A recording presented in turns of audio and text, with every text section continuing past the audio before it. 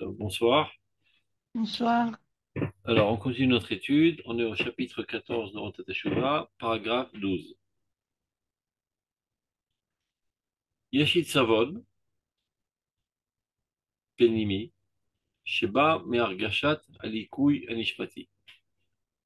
Beichud, Shatchuna Maasit Ilekuya. ואין הרגשה של האחרית המעשית מפורטת כל כך, אז מרגשת הנפש יותר בחסרונה, מפני שהכוח המעשי הוא קרוב לחוגה.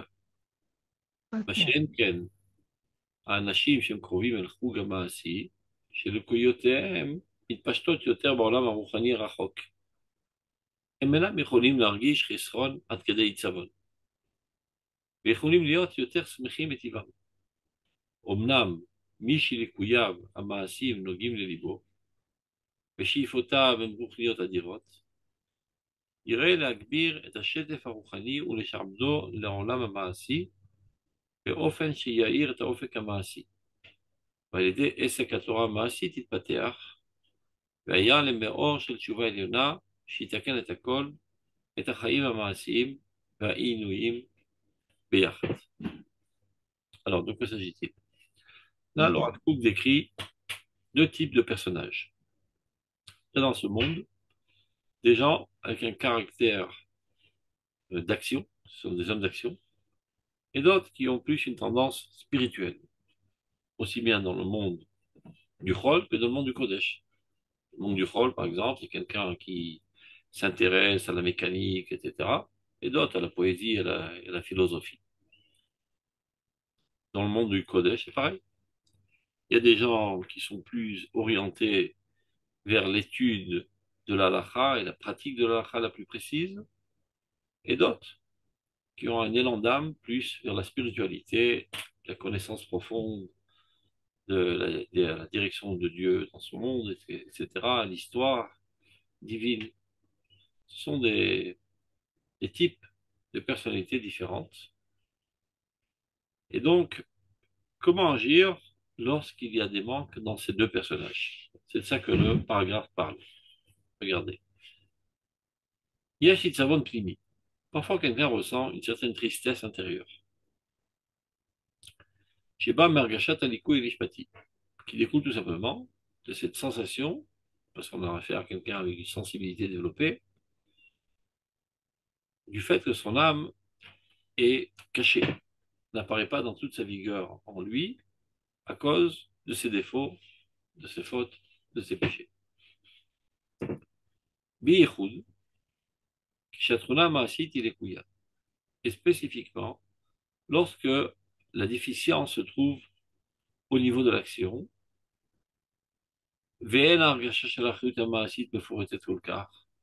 et aussi il ne ressent pas tellement une responsabilité très très forte concernant la pratique des mitzvot. Alors là, on ressent plus fortement ce manque, car le monde de l'action est plus proche de son cercle, de sa sphère. Donc là, on a affaire à quelqu'un qui a Qu'est-ce que c'est, Kruga? son cercle, sa sphère. Certes, sa sphère, c'est le monde à lui. Voilà, son monde à lui. Ça veut dire son caractère dans ce contexte. Donc on a affaire là à quelqu'un qui est un homme d'action et chez qui, Dafka, le monde de l'action n'est pas au point. Il se rend compte qu'il fait pas mal de gaffes au niveau de l'halakha, il s'y connaît pas en plus en halakha, et donc comme étant un homme qui dans son caractère profond est un homme d'action, il ressent automatiquement et rapidement ce manque. Et donc ça lui cause une certaine tristesse. Chez Enken, ce qui n'est pas de même concernant ce même type de personnage qui est un homme d'action, chez Ukrovim et Gamasi, chez Lukuyotem Mitpashtot Yoter Ba'olam Aruchani Arachok, chez qui les déficiences se trouvent dans le monde spirituel. Ça veut dire, on a affaire à quelqu'un qui est un homme d'action et qui, au niveau de la halakha, il est parfait, tant que c'est possible, évidemment. Mais par contre, au niveau de la pureté de ses intentions, au niveau de sa compréhension de l'aïmouna, ben, tout cela, c'est pas au point. Excusez-moi. Il y a des manques élémentaires dans ce domaine, car il n'a pas étudié la question, car il est resté à un âge de maternelle dans cette discipline, et il peut continuer à vivre sans s'en rendre compte, puisqu'il est un homme d'action, un homme plus proche du monde matériel. Donc ces lacunes spirituelles, il ne les ressent pas fortement. Ils ne ressentent pas leur manque jusqu'à en arriver à une tristesse. Et donc, ces gens-là continuent d'avoir une joie de vivre normale, comme si de rien n'était. Comme on dit en français, heureux les pauvres esprits. Comme on dit en hébreu, en sechel en bariot. Si tu n'as pas d'intelligence, il n'y a pas de problème dans ce monde. Parce que tu n'es pas conscient des problèmes, il n'y a pas d'intelligence. Donc on n'a pas affaire à un homme idiot. Ça peut être un homme très intelligent, mais très intelligent dans le domaine de la pratique et très primitif dans dans le domaine de la profondeur de l'émouna. Et donc, quand il fait un état des lieux, un examen de conscience, et qu'il s'examine, donc il voit qu'il est parfait au niveau de l'action, et ça, c'est son monde dans lequel il est expert, donc il est content de lui, il dit aucun problème, je suis parfait. Mais il n'est pas conscient du fait qu'il a des lacunes monumentales dans le monde de la parce qu'il n'a jamais étudié cette discipline. Donc il a une approche divine très très primitive, très il fait de Dieu une caricature parfois même, mais il n'est pas conscient de la catastrophe. Et donc sa joie de vivre continue d'être normale. Omnam. Là, on rentre dans le deuxième type. Des gens qui ont eu une tendance plutôt spirituelle. Mi, chez les Kouya, Vamaasim, Logim, le Libo. Là, on a affaire à quelqu'un de très spirituel. Et lorsqu'il fait son examen de conscience, il se rend compte qu'au niveau de l'action, il n'est pas au point. Mais chez Ifota, par contre, ses aspirations spirituelles, elles sont très grandes, et à ça, il s'y adonne de tout cœur, il gravit les échelons, etc. Et parallèlement à cela, il se rend compte qu'au niveau de l'application précise de la halakha, il n'est pas au point. Alors que doit-il faire? Alors on aurait pu dire, laisse tomber tes escalades spirituelles pour l'instant et adonne-toi totalement à l'étude de la halakha. Et le jour où tu arriveras à un accomplissement parfait et précis de la halakha, tu pourras reprendre tes activités spirituelles. Eh bien, c'est pas ce que le Rav Kook préconise. Regardez. Omlam, cependant. Celui qui est conscient de ses carences au niveau de l'action. Et avec cela, ses aspirations spirituelles, elles sont très hautes et très grandes. Que faut-il faire, dit le Rav Kook? Surtout ne pas arrêter son élévation spirituelle. Au contraire, intensifier davantage ce courant spirituel, mais les shabdo, là on l'a même ainsi. Faire en sorte, essayer du moins, de le canaliser vers le monde de l'action.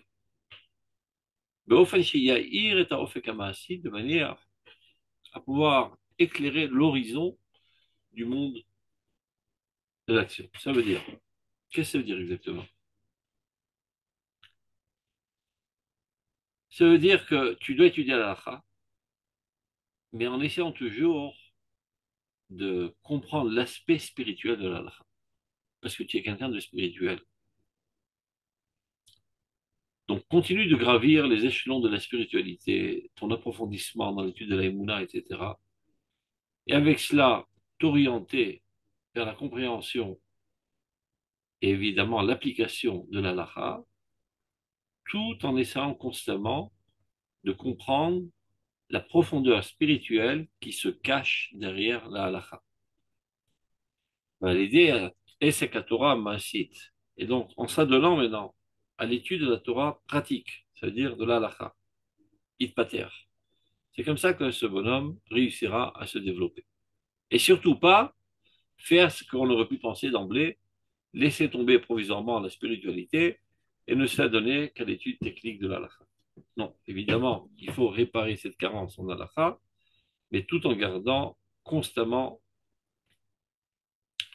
ton élévation vers la spiritualité et en essayant, en étudiant l'halakha, toujours d'essayer de déceler les, les fondements spirituels des mounas qui se camouflent derrière la halakha. Ben, il y a le Meor chez le Tchouva Eliona. Et alors, il arrivera à être une lumière de Tchouva suprême, ce bonhomme.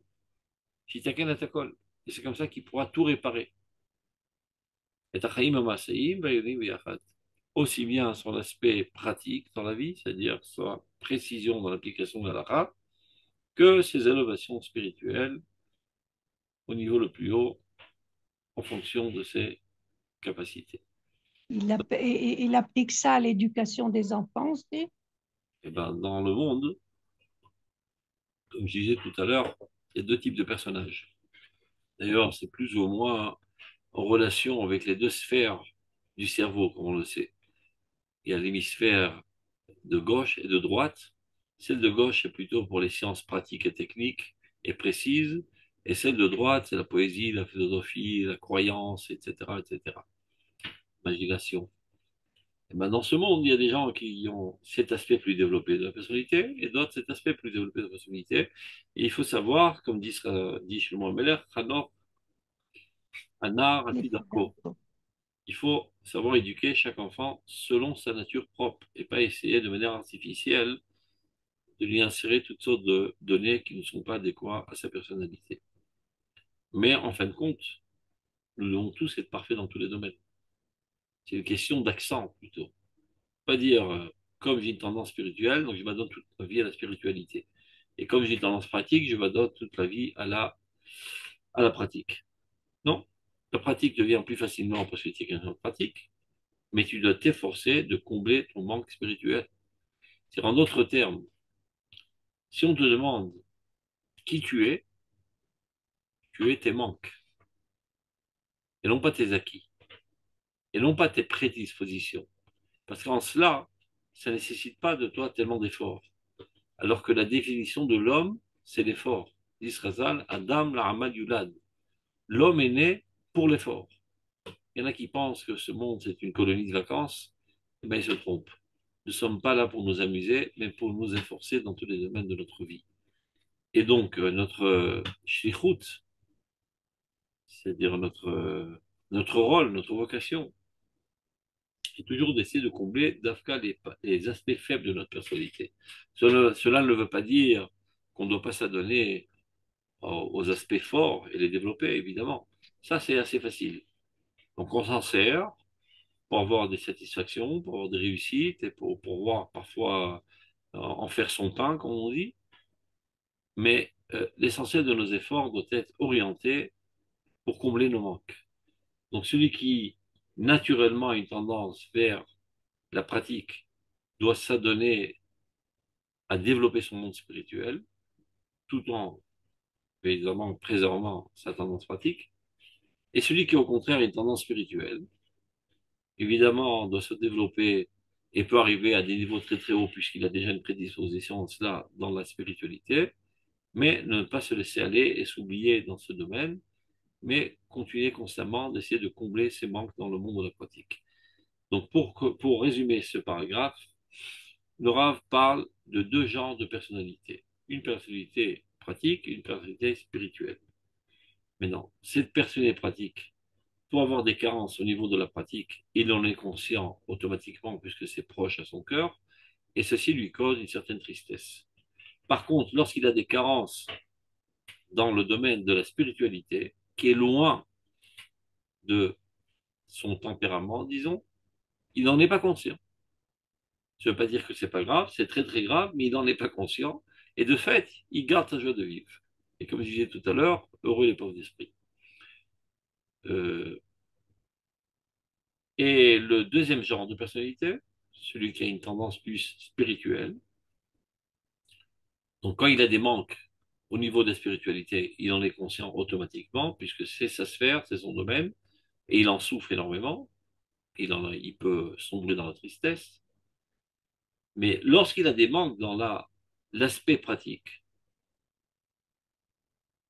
ce que dit le Rav, c'est que surtout ne pas tomber dans le piège de se dire comment oserais-je m'élever dans les hautes sphères de la spiritualité alors que les fondements les plus élémentaires de la pratique ne sont pas tout à fait au point.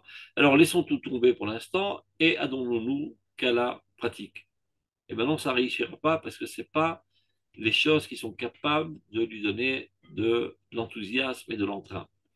Donc au contraire, il doit continuer de plus belle dans la spiritualité, tout en essayant au mieux de combler ses manques dans la matérialité, et même lorsqu'il s'adonne aux aspects pratiques de la Torah sur l'halakha, toujours essayer de rechercher la dimension spirituelle qui se cache dans l'halakha, et c'est ça qui peut l'amener à réussir dans cette investigations, et finalement, il réussira à être une grande lumière dans le peuple d'Israël.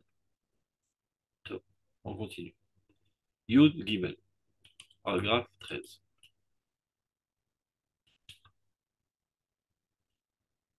Af al pgamim שיסודם הוא חלישות הגוף, צריכים לשוב בתשובה.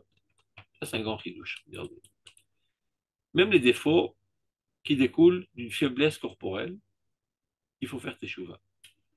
Alors, quel défaut pour autant avoir qui découle de faiblesse corporelle?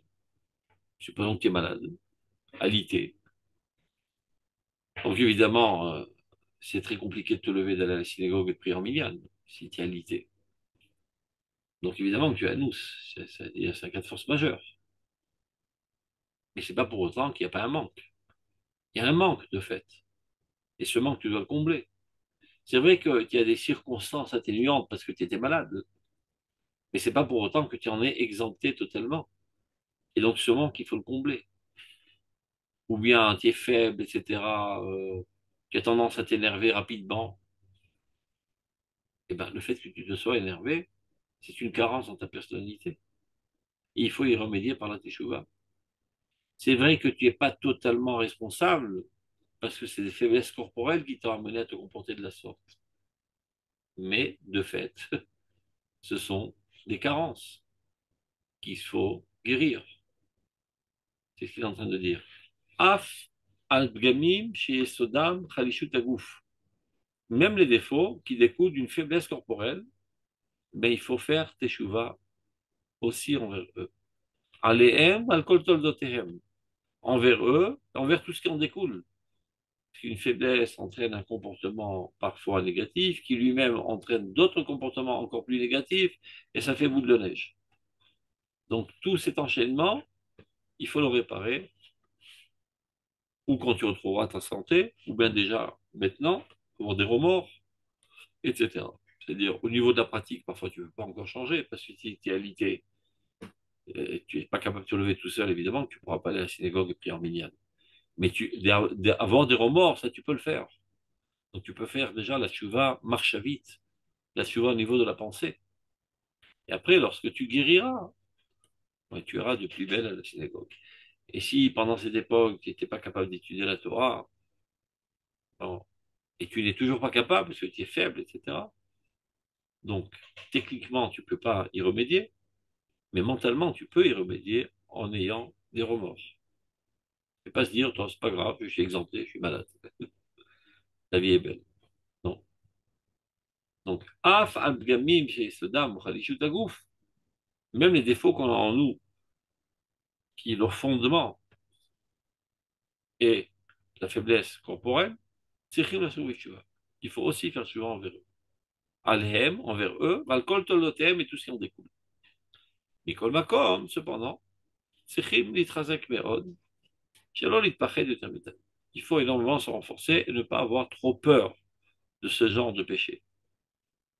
בייחוד מפני הפגמים הללו שהמזג החולה של הגוף הוא סיבתם. Et essentiellement, ces défauts qui sont conséquents à ta faiblesse maladive du corps. Lama, et pour ne pas avoir trop peur, il y a une grande porte ouverte à la bonté divine, que Dieu ne considérera pas ça véritablement comme un péché. Et car ce comportement, il a été plus ou moins forcé à le faire à cause de sa faiblesse corporelle. Ça arrive que quelqu'un est malade, donc il a moins de patience, et il s'énerve envers les gens qui l'entourent, etc. C'est vrai qu'il n'est pas totalement responsable, mais il doit quand même demander pardon et avoir des remords amers de s'être comporté de la sorte. Ben Memashou Bemaase, Ben Beshev al Taase. Que ce soit des péchés au niveau de l'action, c'est-à-dire des choses que tu n'as pas faites, ou bien des choses que tu as fait de manière négative. C'est-à-dire que ce soit des péchés que tu as fait, ou des mitzvot que tu n'as pas fait à cause de ta faiblesse. ושם שטובה היא מרדות בליבו של האדם, כן נחוצה היא ההתאמצות הלבבית. כדי להיות נכון לעבודת השם ותורה בעבודת תמה, בדעת צלולה עד כמה שיד מגעת.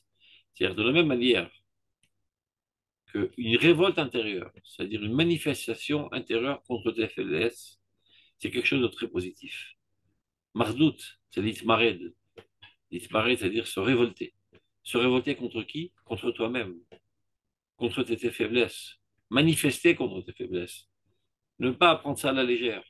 Ça nous arrive à tous d'avoir des faiblesses, des déviations, des chutes. De savoir qu'est-ce qu'on en fait juste après. Est-ce qu'on se dit, c'est pas grave, ça arrive? Ou bien non. On veut les expulser, les extirper de notre personnalité.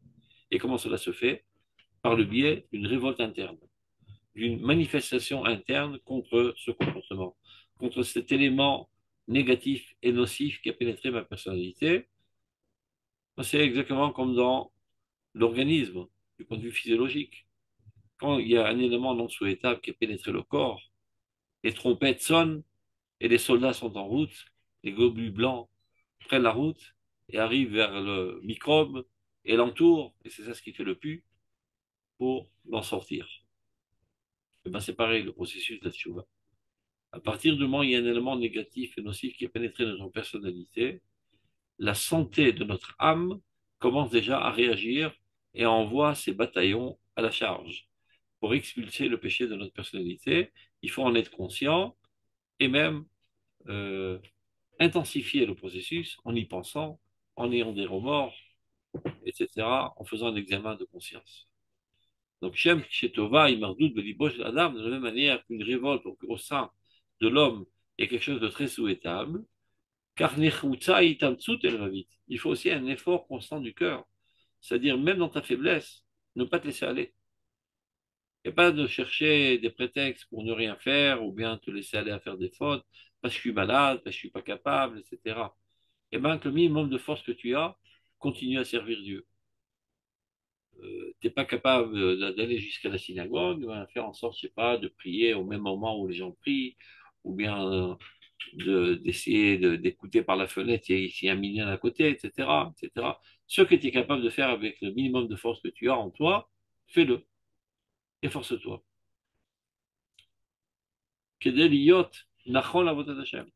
Toujours s'efforcer pour être prêt au service divin, Torah ou Bavodatama, aussi bien dans l'étude de la Torah que dans tous les services le plus parfait au niveau de la tfila, etc. Bédéat Soula, avec une pensée claire, Adkama chez Admagat, au maximum de tes capacités. Cette expression-là, Adkama chez Yado Magat, elle a emprunté de Ilchot Dikat Hametz. Lorsqu'on vérifie le Hametz, ben jusqu'à où on va vérifier le Hametz? S'il y a des interstices dans le mur, est-ce qu'on doit entrer, je sais pas, un appareil technologique très très développé pour essayer de trouver cette miette? Eh bien non, jusqu'à où ta main peut arriver. Et en delà de cela, tu es exempté. Ça veut dire que tu dois toujours agir en fonction de tes capacités réelles. Et comme on dit toujours, l'onitna Torah de Malachi Asharet. La Torah n'a pas été donnée à des anges, mais à des hommes. Si déjà, j'ai ouvert cette parenthèse, on peut un petit peu élargir davantage. Il y a des gens parfois qui observent au microscope pour savoir, je sais pas, si dans les légumes, dans les feuilles des légumes, il y aurait peut-être des insectes. Et ben, de la même manière qu'on dit, l'onita Torah les malachés Acharet, la Torah n'a pas été donnée à des anges, elle n'a pas été non plus les balais microscopiques. Dieu nous a pas mis un microscope dans l'œil. Donc, jusqu'à combien il faut chercher s'il y a des insectes et des petites bébêtes dans les salades, etc., à un œil libre. Sans quoi, tu peux arrêter de vivre. Parce que quand tu respires aussi, tu respires toutes sortes de microbes. Et les microbes aussi, ce sont des êtres vivants et qui n'ont pas que chéri. Donc arrête de respirer, et arrête d'avaler ta salive, arrête de boire de l'eau, dans l'eau aussi, et toutes sortes d'éléments vivants qui ne sont pas exactement selon les définitions de la cache-route. Il n'y a pas de fin à cela. La Torah a été donnée à l'homme avec ses sens de manière élémentaire. Ce que tu vois, ce que tu écoutes, ce que tu perçois avec tes sens. Donc, de même, là, c'est pour ça que le Rav a pris cet exemple de Ilchot Dikat Hametz. On va chercher le Hametz jusqu'à aux endroits qui sont accessibles. Pas besoin de démonter toute la cuisinière avec un tournevis et chercher dans toutes les plaques s'il ne reste pas une miette de Hametz. Ben, si c'est pas accessible, c'est pas accessible. C'est pas du Hametz. Donc c'est pareil. Tu dois t'efforcer de servir Dieu avec tes forces. Au maximum de tes forces, mais avec tes forces. Ad, Kama, Shiado, regarde. Ben, si tu es alité, tu es alité. Tu dis pas non, je suis pas alité, je vais portez-moi sur un brancard jusqu'à la synagogue. En plus, tu demandes aux autres de souffrir à cause de toi. Tu as alité, tu as alité. Mais avec tes forces que tu as, oui, tu dois t'efforcer au maximum de servir Dieu. Top, continue. 13 primes, Yud Gimel Tag. Lifamim, mitamtsim letaken velmagim. Parfois, on fait énormément d'efforts pour réparer, et finalement, on ne réussit pas. Et alors, on est frustré, on est découragé, on en arrive parfois à un dégoût et un dédain de soi-même, etc., etc., et ça fait boule de neige, et tout ça n'est pas très sain du point de vue mental, ça risque de nous faire sombrer dans un désespoir et une tristesse qui est exactement le contraire du service de Dieu. Donc, comment faire? On s'efforce de toutes nos forces à réparer, on n'arrive pas. Il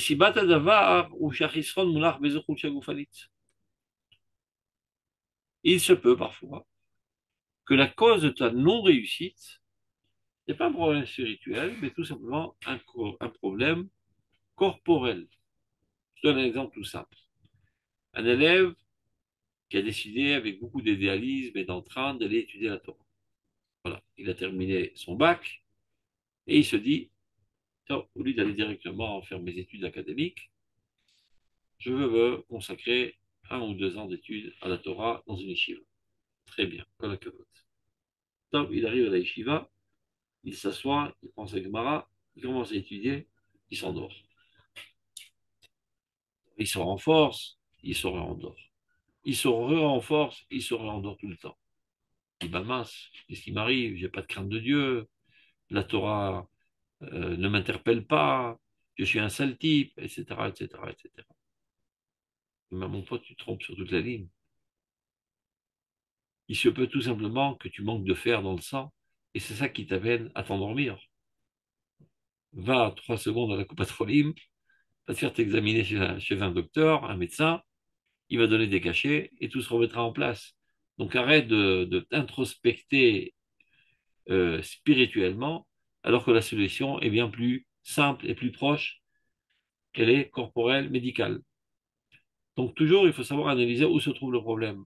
Avant d'aller s'investir dans des examens de conscience très profonds qui pourraient t'amener à des culpabilisations de toi-même, etc., etc., Commence d'abord par éliminer les causes les plus élémentaires. Si tu t'endors, peut-être que tu dors mal la nuit, t'en sais rien. Il y a des problèmes de respiration qui font que il y a des coupures dans la continuité de ton sommeil. C'est ça qui amène au fait que tu t'endors. Et c'est pas parce que tu apprécies pas l'apport et l'importance de l'étude de la Torah, etc. Donc, d'abord, avant tout, il faut toujours, et ça, c'est pas seulement dans ce domaine, dans tous les domaines, il faut toujours chercher d'abord les causes les plus proches de l'événement et pas les chercher dans la stratosphère. C'est beaucoup plus facile d'aller chercher les causes les plus lointaines au lieu de chercher les causes les plus proches. Supposons par exemple quelqu'un a fait un accident de voiture. Alors il commence à faire une introspection spirituelle. C'est peut-être parce que j'ai dit de la shonara, c'est peut-être parce que j'ai pas fait ceci, j'ai pas fait cela. Moi je me dis, c'est peut-être parce que tu n'as pas vérifié tes freins. C'est peut-être parce que tu as mal appris à conduire. C'est peut-être parce que tu as mal dormi la nuit et c'est pour ça que tu n'es pas totalement concentré et que tu es rentré finalement dans l'arbre. Donc d'abord, élimine les causes les plus proches de l'événement. Si tu n'as pas trouvé en cela les causes, va chercher plus profondément. Ça, c'est une approche saine. Il y a des gens, malheureusement, qui sont envoûtés de mysticisme et c'est comme ça qu'ils se déresponsabilisent des problèmes concrets. Par exemple, il n'arrive pas à construire une conjugalité comme il le faut avec sa femme. Il est toujours en train de se chamailler. Alors, il va vérifier ses mésouzotes. Espèce d'idiot. Va vérifier d'abord avant tout ton caractère. Tu es quelqu'un d'impulsif, tu es quelqu'un d'égoïste, tu es quelqu'un d'égocentrique. C'est ça qui t'amène constamment à te chamailler avec ton épouse et vice-versa.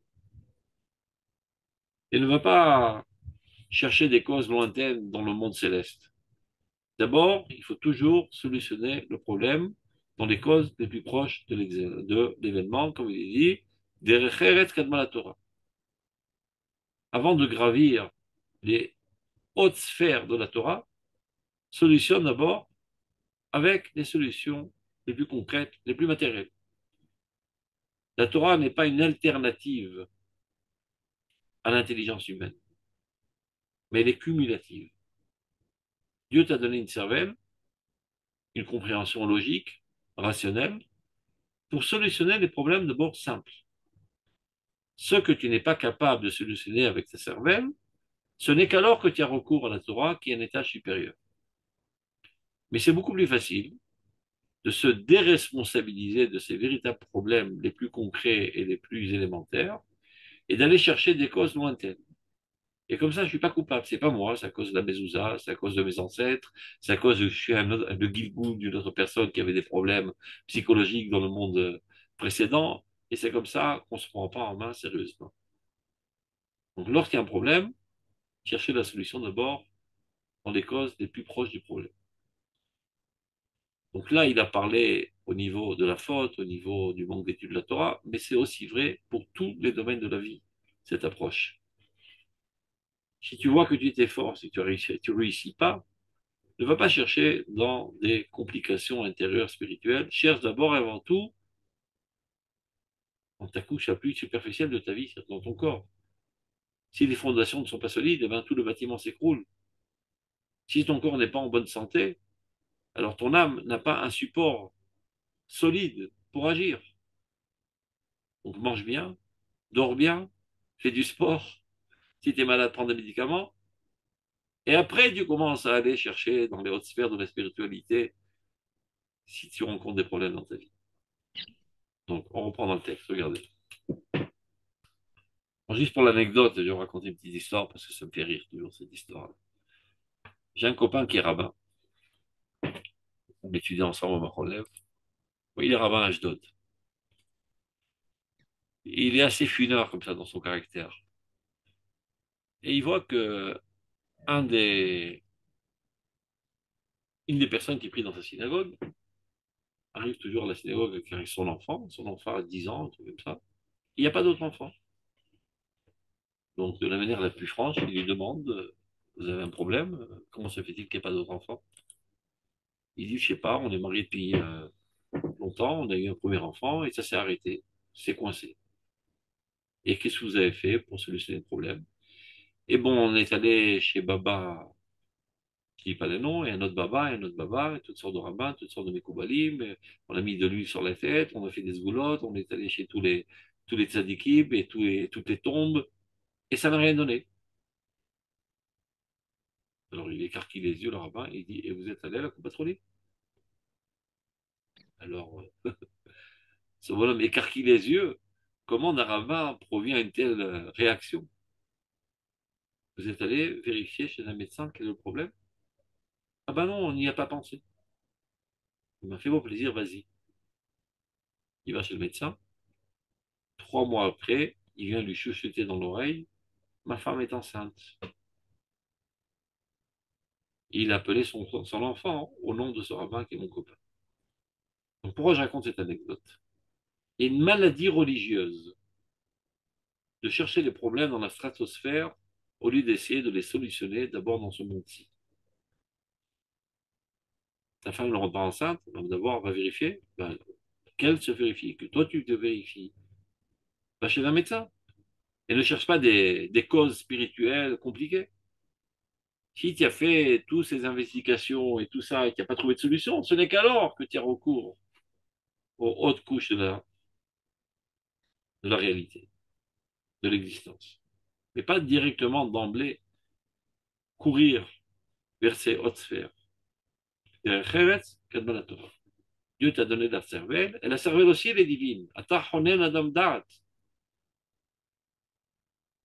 Et ceci doit précéder toute autre chose. Par exemple, dans le traité de, on demande la question suivante. Si quelqu'un te propose la chose suivante, ou tu assassines un tel, ou bien je te tue, que dois-tu faire? On dit la Gemara, bah, évidemment, tu dois te laisser tuer, non pas aller tuer une autre personne. Évidemment, essaie de combattre, ne sois pas passif. Combat avec cette personne, au risque et au péril de mourir dans ce combat, mais surtout pas aller assassiner autre personne pour sauver ta peau. Je demande la Gemara, quelle en est la source? Répond la Gemara, Krabaï, Svaraï. Il y a besoin de gaspiller un passou pour quelque chose de si élémentaire. C'est logique. Quelle est la logique? Qui a dit que ton sang est plus rouge que le sang de ton prochain? Donc pour sauver ton sang, tu vas mettre à mort une autre personne? Il y a une tuile qui t'est tombée sur la tête. Ben débrouille-toi tout seul. Ne fais pas passer sur ton prochain. Svaraï, Krabaï, Svaraï. Tu as besoin d'un passouk pour t'expliquer quelque chose d'aussi élémentaire, d'aussi logique. Ben sers-toi de ta cervelle. Donc on comprend que Svara, c'est divin. Non seulement c'est Deoraita, mais à tel point Deoraita que tu dois donner ta vie pour cette Svara. Il faut te laisser mourir et ne pas aller assassiner une personne sans qu'il ait pour cela aucune source toranique. Svara, logique humaine. La logique humaine est Deoraita. Et tu le dis tous les jours dans la prière. Ata honen adam da'at. C'est toi, Dieu, qui donne la connaissance. C'est toi qui donne la logique humaine. Donc, de te servir de la logique humaine, c'est aussi avoir recours à Dieu, mais au niveau le plus élémentaire. Et ce que tu n'arrives pas à solutionner avec ta logique humaine, alors tu as recours à la logique divine de la Torah. Donc, je répète ce que je disais tout à l'heure. La Torah n'est pas alternative à l'intellectualisme humain, mais elle est cumulative. Donc, d'abord, avant tout, solutionnons les problèmes à l'aide de notre cervelle que Dieu nous a donnée, qui elle aussi est divine. Maintenant, il y a quelque chose d'encore plus divin qu'est la Torah. Et on n'en a recours que lorsqu'on n'arrive pas à solutionner le problème à la lumière de notre cerveau.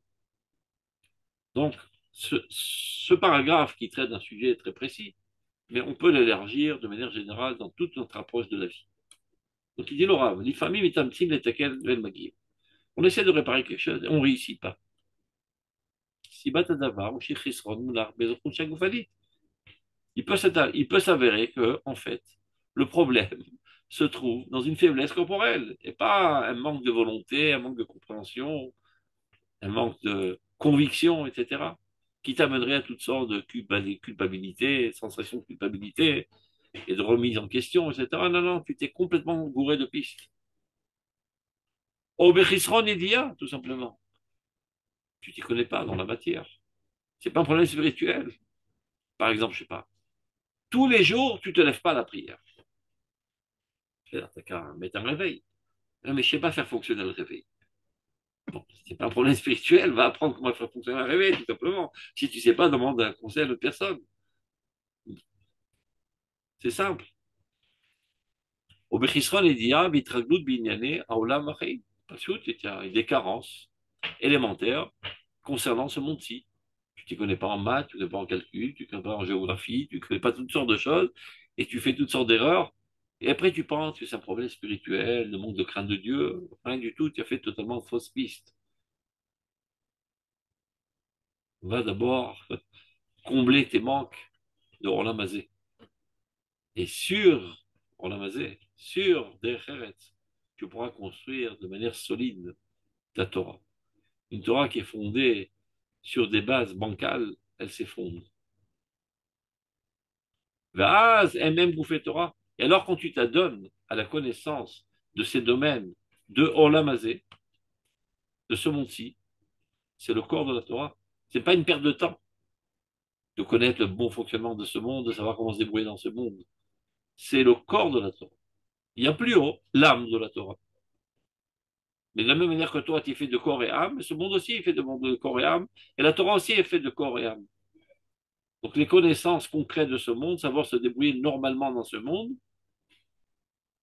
c'est de la Torah. Et des gens, ils viennent parfois, ils me disent, je sais pas, j'arrive pas à avoir de parnassa, j'ai fait toutes les sgoulas, toutes les prières, j'ai pas de parnassa. Je dis, j'ai une super sgoula, va travailler. Il travaille pas, après il fait de la mendicité. Il est anormal. Il est anormal, ce bonhomme. C'est un malade mental. Après, il vient pleurer chez Dieu pour il n'a pas assez de parnassa pour ses enfants. Ben, va travailler, tout simplement. Au lieu d'enquiquiner les autres, à demander de l'argent. Va travailler. Et tu verras qu'il n'y aura plus de problème de parnassa. Alors, si tu as travaillé de toutes tes forces, si tu allais te qualifier, etc., tu ne trouves pas quand même la possibilité d'avoir de parnassa, alors va chercher dans des causes plus spirituelles pourquoi Dieu est en train de faire ça et à quoi cela rime et quelle en est la finalité, etc., etc., et fais des examens de conscience. Mais si tu n'as pas de parnassa parce que tu ne travailles pas, n'accuse pas Dieu et ne t'accuse pas toi dans tes mondes spirituels, tout simplement, tu es un fainéant, on va travailler. Donc, Yudalet. גם בדברים שאי אפשר לתקן אותם במחשבה כי במעשה, כמו בין אדם לחברו, מכל מקום לשער את הגודל שיש בכל ערעור של תשובה. אפילו כשהוא בא מצד יראה פשוטה, יראת אנוש. C'est des choses qu'on ne peut pas réparer seulement au niveau de la pensée. Il faut réparer au niveau de l'action. Par exemple, j'ai volé de l'argent à quelqu'un et j'ai consommé cet argent. Et maintenant, je n'ai pas de quoi lui rendre l'argent. Bon, le fait que j'ai des remords, c'est bien sympa, mais il faut que je lui rembourse son argent. Lui, il s'en fout de tes remords, il veut son argent. Donc, ça, c'est pas une réparation d'avoir des remords. La véritable réparation, c'est de lui rendre son argent. De même, si je l'ai vexé en public, il faut lui demander pardon. Le fait que des remords, c'est bien sympa, mais c'est pas une véritable réparation. Donc, tu pourrais te dire, si de toute manière, je ne suis pas à même de faire la véritable réparation pour l'instant, à quoi bon avoir des remords? Eh ben non, dit le Rav Kook. Il se peut que techniquement, maintenant, tu n'as pas la capacité de réparer en pratique, parce que tu n'as pas l'argent à rendre, parce que tu n'as pas la force de caractère de lui demander pardon. Mais tu es quand même capable d'avoir des remords. Eh ben, et des remords. Tchouva marche vite. C'est une tchouva au niveau de la pensée. Commence déjà par cela. Et peut-être qu'en ayant des remords, Dieu t'aidera à réaliser tes remords. Et finalement, tu pourras réparer au niveau de l'action. Mais si par contre, tu laisses tout tomber, eh ben finalement, tu ne pourras rien faire. Regardez dans le texte, encore une fois. גם בדברים שאי אפשר לתקן אותם במחשבה. Il y a des choses qu'on ne peut pas réparer seulement au niveau de la pensée. Qui me masse. Il faut que ce soit au niveau de la pratique. comme Ben Adam Lachavero, tous les problèmes envers notre prochain. Ikol Makom, malgré cela, elle les shaer, et Godel chez le Kolirou, cette échouva. Incommensurable est la grandeur des remords de Teshuvah. Et ne dédaigne pas et ne méprise pas cette démarche. Tu te sens accablé de remords, prends-les sérieusement, laisse-les germer dans ta personnalité, prends-les au sérieux, et ne les repousse pas en se disant, en ayant une pseudo, disons, droiture de pensée et de ne pas vouloir être hypocrite. Mais non, comment avoir des remords si de toute manière je n'ai pas l'argent pour le rendre et je ne compte pas de le rendre, etc. Ce que tu peux faire, fais-le. Tu vois que tu es attaqué par des remords qui proviennent du plus profond de ton âme. Laisse-les pénétrer ta conscience. Laisse-les se propager dans ta conscience. Et laisse-les effectuer une révolution de ta volonté. Et finalement, c'est ceci qui t'amènera à aller réparer dans la pratique.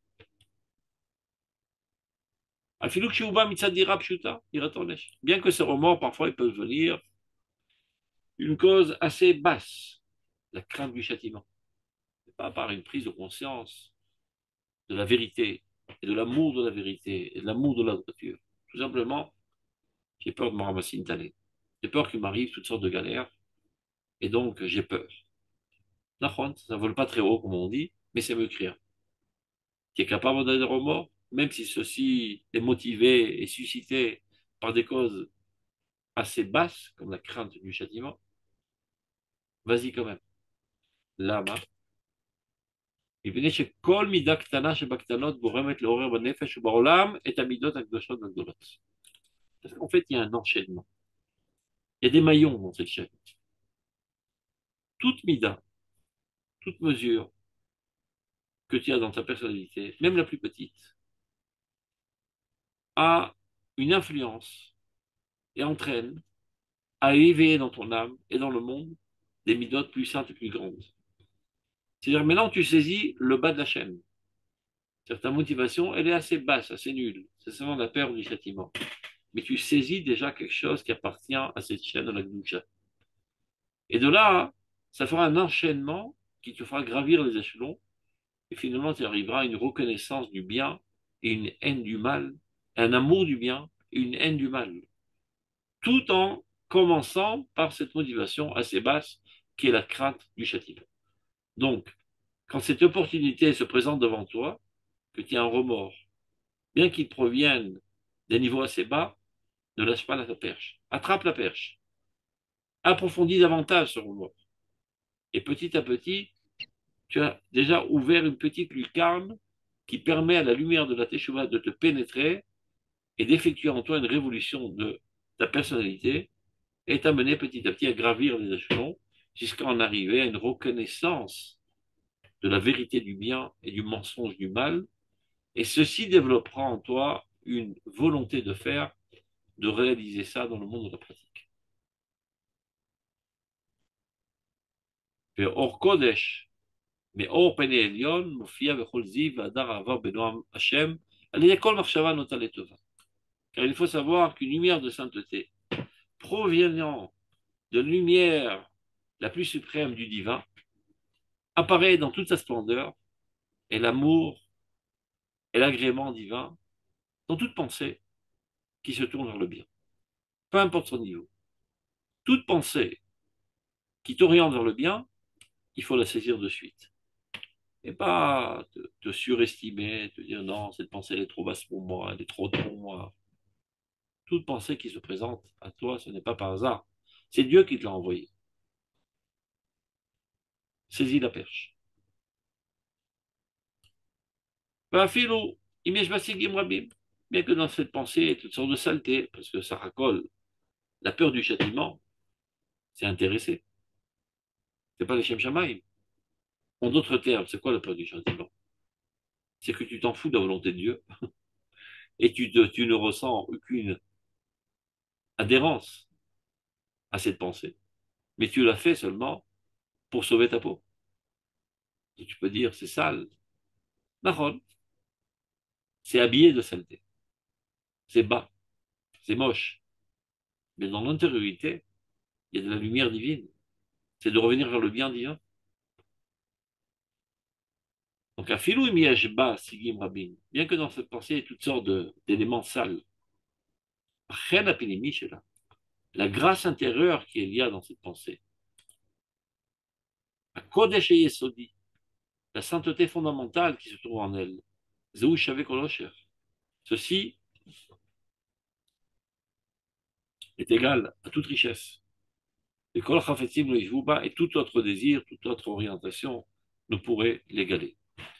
Donc, pour conclure, qu'est-ce que tu peux dans la vie? Et ne renonce pas aux petites choses parce que tu n'es pas arrivé encore au grand niveau. Même dans les choses envers lesquelles tu sais que tu n'es pas à même de réparer de suite au niveau de la pratique comme il se doit, si tu es capable, du moins, de réfléchir et d'avoir des remords, vas-y. Et même si ces remords sont suscités par des intérêts personnels, par la peur du châtiment, ou bien par l'espoir de la récompense, vas-y quand même. Ce n'est qu'une enveloppe moche, mais dans son intériorité, il y a la lumière divine. Et cette lumière divine te pénétrera, te fera grandir, te fera accéder à des hauts niveaux. Et finalement, ça changera totalement ta conception du monde. Et ceci t'amènera finalement à trouver les moyens de réparer au niveau de la pratique les choses. Tête 20.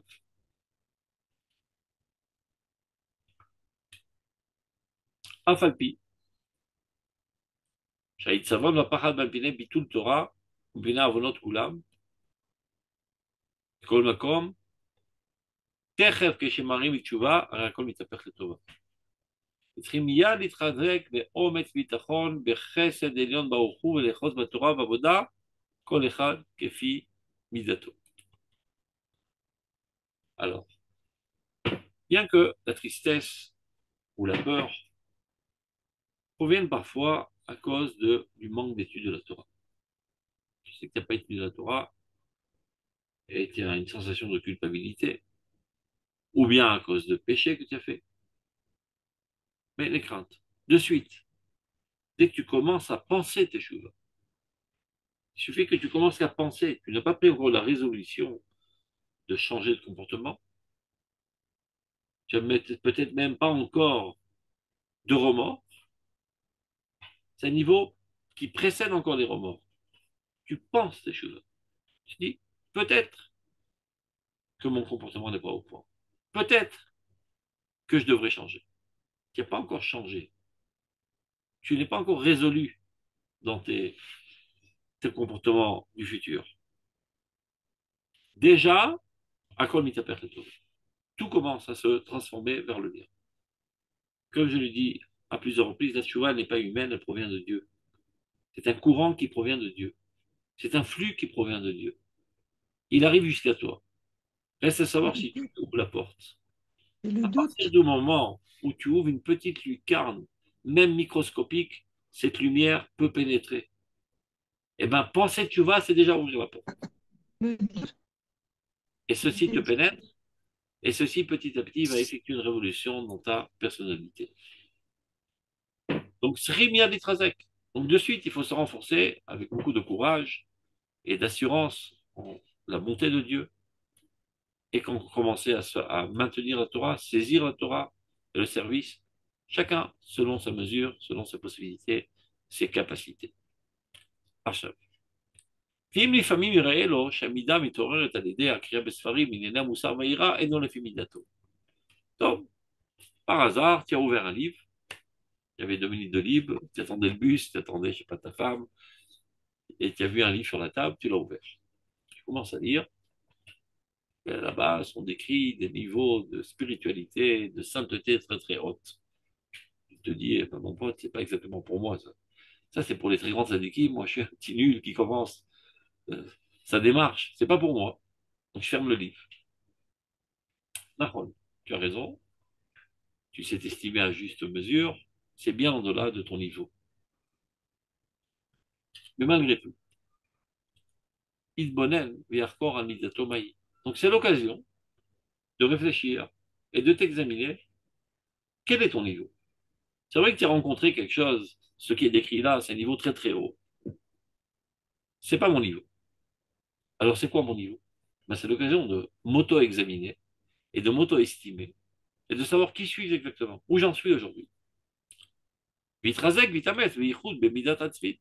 Et donc c'est le moment d'avoir une prise de conscience, un examen de conscience, de se renforcer dans ton niveau à toi, dans ta mida à toi, dans ta tendance à toi dans la vie. Ça c'est un. Deuxièmement, וגם מזה על ינח ידו ממה שמתעורר על ידי הספרים. Mais même ce que tu viens de lire, qui ne t'est pas adéquat, qui se trouve à des années-lumière plus haut que toi parfois, prends-en quand même quelque chose. Évidemment, tu ne peux pas tout prendre, tu n'as aucune saisie dans cette sphère qui est bien au-delà de toi. Mais quelque chose quand même, un certain rochem, une certaine impression, tu peux quand même t'en enrichir. ואף על פי שקטן מאוד הוא צד התפיסה שלו בעניינים שאינם כל כך שייכים לו. Bien qu'il soit très petit dans sa saisie de sujets auxquels il n'appartient pas du tout. מכל מקום, כל מדרגות הטוב והקודש צריכות להיות מקושרות זו מזו, comme on l'a dit précédemment. Tous les niveaux de sainteté sont liés les uns aux autres. C'est comme une longue chaîne avec beaucoup de maillons. Donc c'est vrai que j'appartiens pas à ce niveau, mais j'appartiens à quelque chose quand même. Donc quelque chose de ce haut niveau doit apparaître aussi à mon niveau, à moi. Je dois faire une extrapolation à mon niveau de ce que je viens de lire maintenant. Qu'est-ce que moi, à mon niveau et ma tendance et à mon caractère, je suis malgré tout capable de prendre de ce que je viens de rencontrer maintenant.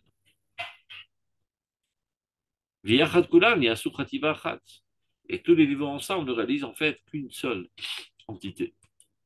La Ir Alav Orachem, et ceci permettra de l'éclairer de la lumière de Dieu dans sa Torah, la Torah de Dieu, Aïdena, la plus haute, Beno Amashem Vetuvo, à la grâce et à l'agrément de Dieu et toute sa bonté. Tov, on va arrêter là, portez-vous bien. Shabbat shalom, toda rabba. חודש טוב, חודש טוב. Merci beaucoup. Besot Kodesh Tov Am Tov. Israël. Merci beaucoup. Merci d'avoir visionné cette vidéo. Je vous invite à vous abonner à notre chaîne InMode pour plus de replays, de conférences, de cours, d'interviews. Cliquez sur le bouton juste ici et vous êtes abonné à l'InMode. À très bientôt.